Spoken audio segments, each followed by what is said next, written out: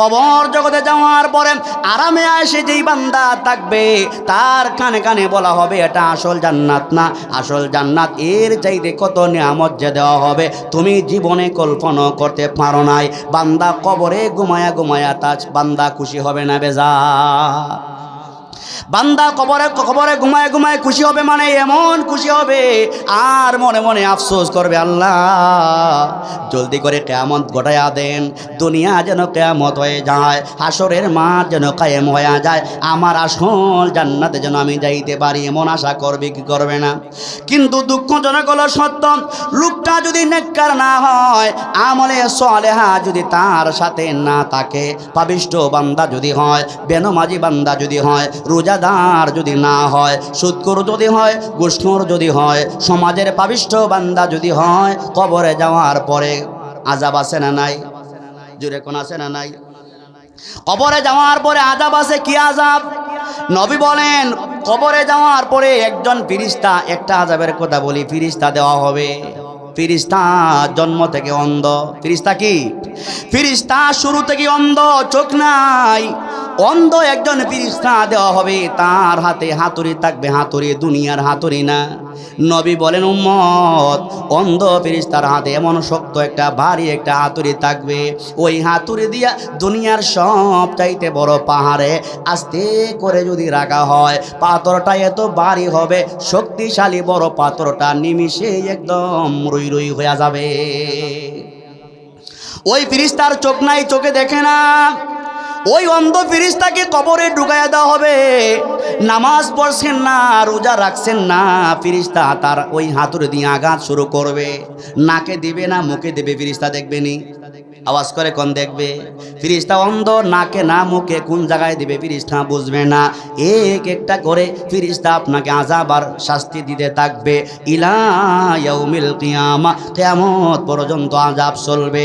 বান্দা আফসোস করবে আর বলবে ফেরেশতারে এটাই নাকি জাহান্নামের আযাব? ফেরেশতা চোখ রাঙায়া বলবে না না ও পাপিষ্ঠ বান্দা, ও পাপিষ্ঠ বান্দা, এটা জাহান্নাম না, এটা জাহান্নাম না, এটা জাহান্নাম থেকে মাত্র তোমাকে একটু অল্প শাস্তি দেওয়া হইতেছে, ফাইনাল বিচারের পরে চিরস্থায়ী জাহান্নামে তোমাকে দেওয়া হবে। এবার চিন্তা করেন, যেই লোকটাকে এই কথা বলা হবে, এই ভয় যেই লোকটাকে দেখানো হবে, লোকটা মনে মনে আফসোস করবে, আরে আর যেন কিয়ামত না হয়, হাসরের মাঠ যেন কায়েম না হয়, আমাকে ফাইনাল বিচার দিয়া জাহান্নামে যেন যাওয়ার আগে আফসোস করবে কি করবে না? কিন্তু আমার ভাইয়েরা, দুঃখজনক হলো সত্য, ভাগ্য যদি ভালো না হয়, ঈমান আর আমল যদি ভালো না হয়, টাকা দিয়ে কোনো কাজ হবে? আওয়াজ করে বলেন, টাকা দিয়ে কাজ হবে? টাকা দিয়া কাজ হবে না।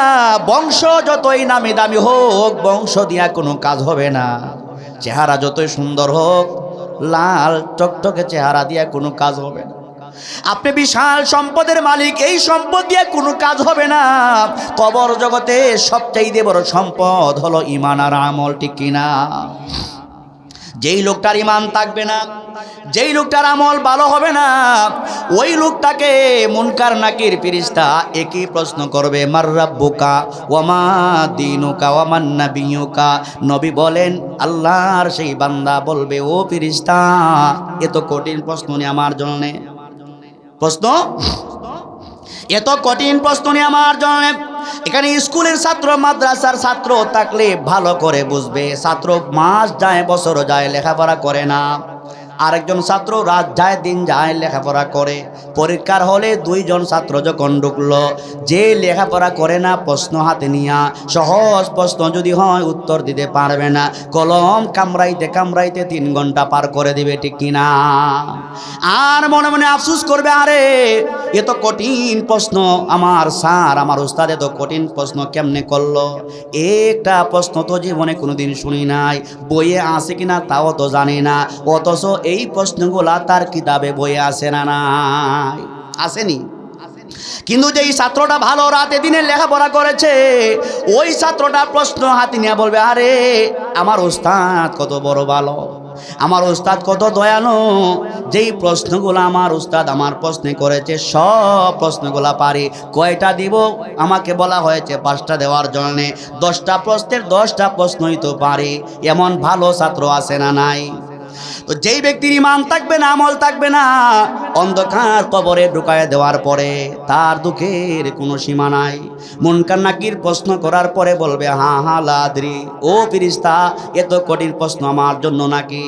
আল্লাহ পাক ডাক দিয়ে বলবে, ও ফেরেশতা, এ দুনিয়াতে ভালো করে জানতো তার রব আমি আল্লাহ ছিলাম, আমি যে তার রব ছিলাম ভালো করে জানতো, তার ধর্ম ছিল ইসলাম ভালো করে জানতো, নবী মুহাম্মদ ছিল তার নবী ভালো করে জানতো, আমি রব তার জানার পরও আমি রবের গোলামি করে নাই, আল্লাহর গোলামি করে নাই। এমন বান্দা আছে না নাই?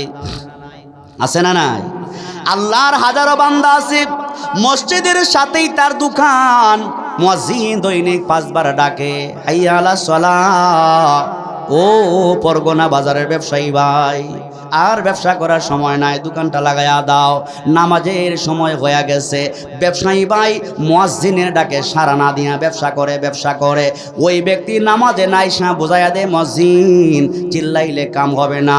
মুয়াজ্জিন বলে হাইয়া আলাস সালাহ হাইয়া আলাল ফালাহ, আসো নামাজের দিকে আসো, আল্লাহু আকবার, তোমার ব্যবসার চাইতে রব বড়। ব্যবসায়ী ভাই ব্যবসা চালায়া যায়, ব্যবসা চালায়া মুয়াজ্জিনকে বলে দেয়, মুয়াজ্জিন চিল্লাইলে কাম হবে না, তোমার রবের চাইতে নামাজের চাইতে আমার ব্যবসাটা বড়। এমন আছে না নাই? মুখে বলা লাগে না, আপনার কাজের দ্বারাই পরিচয় হয়। আজান দিয়েছে মসজিদে যাওয়ার জন্য, আপনি ব্যবসা করে যাচ্ছেন, আপনি রবকে জানায়া দিচ্ছে, রব আপনার চাইতে আমার ব্যবসাটাই বড়, এই জন্য আমি ব্যবসা চালায়া যাচ্ছি, ঠিক কি না? মুয়াজ্জিন বারবার ডাকে, আসো নামাজে আসো। আপনি যদি বলেন মুয়াজ্জিন কেন চিল্লাও, নামাজে গেলাম, ব্যবসা বন্ধ করে নামাজে গেলাম, কি ফায়দা হবে? মুয়াজ্জিন বলে ফায়দা কেমন হবে শুনেন, হাইয়া আলাল ফালাহ। শুধু ব্যবসায় যে লাভ হবে তা না, নামাজে আসলে রব আপনার ব্যবসায় বরকত দিয়া দিবে, আপনার হায়াতে বরকত দিয়া দিবে, আর বিনিময়ে পরকালে আল্লাহ পাক আপনাকে জান্নাতের মালিক বানায়া দিবে। সুবহানাল্লাহ। বিনিময়ে রব তোমাকে জান্নাতের মালিক বানায়া দিবে। আসুন আমার ভাইয়েরা, সকলকে চলে যেতে হবে, কেউ চেষ্টা করলেও থাকতে পারবো না। অন্ধকার কবর জগতে যাওয়া লাগবে কি লাগবে না? লাগবে। ভালো ছাত্র যদি হয়, পরীক্ষা দেওয়ার পরে ভালো ছাত্র যদি হয়, সে ভালো পরীক্ষা দেওয়ার পরে 5টা প্রশ্নের সঠিক জবাব দেওয়ার পরে 1 মাস পরে ফলাফল ঘোষণা হবে। কথা কি বুঝেন আমার? 1 মাস পরে ফলাফল ঘোষণা করা হবে। যেই ছাত্রটা ভালো লেখাপড়া করেছে, ভালো আনসার পরীক্ষার সব প্রশ্নের জবাব দিয়েছে, 1 মাস পরেও যদি তার ফলাফল ঘোষণা হয়, বলুন তো দেখি 1 মাস ওই ভালো ছাত্রটা রিল্যাক্সে থাকবে কি থাকবে না? আওয়াজ করে বলেন। হ্যাঁ, ফলাফল 1 মাস পরে আসবে, কিন্তু ছাত্রের ভিতরে কোনো টেনশন নাই, সে রিল্যাক্স মুডে আছে, সে জানে ভালো করে 5টি প্রশ্নের জবাব সঠিকভাবে দিয়েছি, 1 নাম্বার তো আমি হবই, কিসের টেনশন? নানার বাড়ি যায়, বাবার বাড়ি যায়, আত্মীয় স্বজনের বাড়ি যায়, বন্ধু বান্ধবের বাড়ি ঘোরায় আর কি করে চক্কর লাগায়, কারণ তার ভিতরে টেনশন নাই। ফলাফল যেদিন আসবে আমার গোল্ডেন প্লাস তো আসবেই, আমি আমার কি নাই টেনশন নাই, সে রিল্যাক্সে আসে। কিন্তু যেই ছাত্রটা পরীক্ষা দিল, পরীক্ষার একটি প্রশ্নের জবাবও দিতে পারলো না, 1 মাস পরে পরীক্ষার ফলাফল আসলেও সে আর ঘর থেকে বের হয় না, সে নানার বাড়ি যাইবে কোথায়, আর বোনের বাড়ি যাইবে কোথায় গিয়ে ঘোরাফেরা করবে, সে একদম টেনশন ফিল নিয়ে ঘরে দরজা বন্ধ করে শুধু রাতে দিনে শুধু টেনশন করে, ঠিক কিনা? সে টেনশন করে কি? পরীক্ষাতে ভালো করছে না খারাপ করছে সে ভালো করে জানে কি জানে না? রেজাল্ট তার ভালো হবে না মন্দ হবে ভালো করে জানে, এই টেনশনে আছে। আরে এখনো তো মানুষ ফলাফল প্রকাশ হয় নাই, ফলাফল যেদিন প্রকাশিত হবে এই দিন তো আমার যেই ইজ্জত এখনো আছে, ফলাফলের আগে যেই পরিমাণ ইজ্জত আছে, ফলাফল প্রকাশ হওয়ার পরে এই ইজ্জতটাও তো আমার চলে যাবে। কথা কোন ঠিক কিনা? জোরে বলেন ঠিক কিনা? আল্লাহর নবী বলেন একজন ইমানদার বান্দা, আমলদার বান্দা কবর জগতে যাওয়ার পরে আল্লাহ পাকের পক্ষ থেকে জান্নাতের নিয়ামত সে পাইতে থাকবে। এখনো কিন্তু চিরস্থায়ী জান্নাতে যায় নাই, কিন্তু জান্নাতের নিয়ামত কবর জগৎ থেকে সে পাইবে কি পাইবে না? আরো জোরে এখন পাইবে কি পাইবে না? জান্নাতি লোকটা নেককার বান্দা খুশি হইয়া ফেরেশতাকে বলবে, ও ফেরেশতা, এটাই নাকি জান্নাত? আল্লাহ পাক এত নাজ ও নিয়ামত আমাকে দিয়েছেন।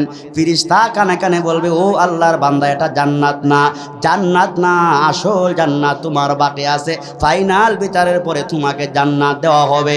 আওয়াজ করে বলেন, কবর জগতে যাওয়ার পরে আরামে আসে যেই বান্দা থাকবে তার কানে কানে বলা হবে, এটা আসল জান্নাত না, আসল জান্নাত এর চাইতে কত নিয়ামত যে দেওয়া হবে তুমি জীবনে কল্পনা করতে পারো নাই। বান্দা কবরে ঘুমায়া ঘুমায়া তাজ বান্দা খুশি হবে না বেজা? বান্দা কবরে ঘুমায় ঘুমায় খুশি হবে, মানে এমন খুশি হবে আর মনে মনে আফসোস করবে, আল্লাহ জলদি করে কিয়ামত ঘটায়া দেন, দুনিয়া যেন কিয়ামত হয়ে যায়, হাসরের মাঠ যেন কায়েম হয়ে যায়, আমার আসল জান্নাতে যেন আমি যাইতে পারি, এমন আশা করবে কি করবে না? কিন্তু দুঃখজনক হলো সত্য, লোকটা যদি নেককার না হয়, আমলে সালেহা যদি তার সাথে না থাকে, পাপিষ্ঠ বান্দা যদি হয়, বেনমাজি বান্দা যদি হয়, রোজাদার যদি না হয়, সুদখোর যদি হয়, ঘুষখোর যদি হয়, সমাজের পাপিষ্ঠ বান্দা যদি হয়, কবরে যাওয়ার পরে আযাব আছে না নাই? জোরে কোন আছে না নাই? কবরে যাওয়ার পরে আযাব আছে। কি আযাব? নবী বলেন, কবরে যাওয়ার পরে একজন ফেরেশতা, একটা আযাবের কথা বলি, ফেরেশতা দেওয়া হবে। ফেরেশতা জন্ম থেকে অন্ধ। ফেরেশতা কি? ফেরেশতা শুরু থেকে অন্ধ, চোখ নাই, অন্ধ একজন ফেরেশতা দেওয়া হবে। তার হাতে হাতুড়ি থাকবে, হাতুড়ি দুনিয়ার হাতুড়ি না। নবী বলেন, উম্মত, অন্ধ ফেরেশতার হাতে এমন শক্ত একটা ভারী একটা হাতুড়ি থাকবে, ওই হাতুড়ি দিয়া দুনিয়ার সব চাইতে বড় পাহাড়ে আস্তে করে যদি রাখা হয়, পাথরটা এত ভারী হবে, শক্তিশালী বড় পাথরটা নিমিষে একদম রুই রুই হয়ে যাবে। ওই ফেরেশতার চোখ নাই, চোখে দেখে না। ওই অন্ধ ফেরেশতাকে কবরে ঢুকাইয়া দেওয়া হবে। নামাজ পড়ছেন না, রোজা রাখছেন না, ফেরেশতা তার ওই হাতুড়ি দিয়ে আঘাত শুরু করবে। নাকে দিবে না, মুখে দেবে, ফেরেশতা দেখবেনি? আওয়াজ করে কোন দেখবে? ফেরেশতা অন্ধ, নাকে না মুখে কোন জায়গায় দিবে ফেরেশতা বুঝবে না। এক একটা করে ফেরেশতা আপনাকে আযাব আর শাস্তি দিতে থাকবে ইলা ইয়াউমিল কিয়ামা, কিয়ামত পর্যন্ত আযাব চলবে। বান্দা আফসোস করবে আর বলবে, ফেরেশতারে এটাই নাকি জাহান্নামের আযাব? ফেরেশতা চোখ রাঙায়া বলবে, না না ও পাপিষ্ঠ বান্দা, ও পাপিষ্ঠ বান্দা, এটা জাহান্নাম না, এটা জাহান্নাম না, এটা জাহান্নাম থেকে মাত্র তোমাকে একটু অল্প শাস্তি দেওয়া হইতেছে, ফাইনাল বিচারের পরে চিরস্থায়ী জাহান্নামে তোমাকে দেওয়া হবে। এবার চিন্তা করেন, যেই লোকটাকে এই কথা বলা হবে, এই ভয় যেই লোকটাকে দেখানো হবে, লোকটা মনে মনে আফসোস করবে, আরে আর যেন কিয়ামত না হয়, হাসরের মাঠ যেন কায়েম না হয়, আমাকে ফাইনাল বিচার দিয়া জাহান্নামে যেন যাওয়ার আগে আফসোস করবে কি করবে না?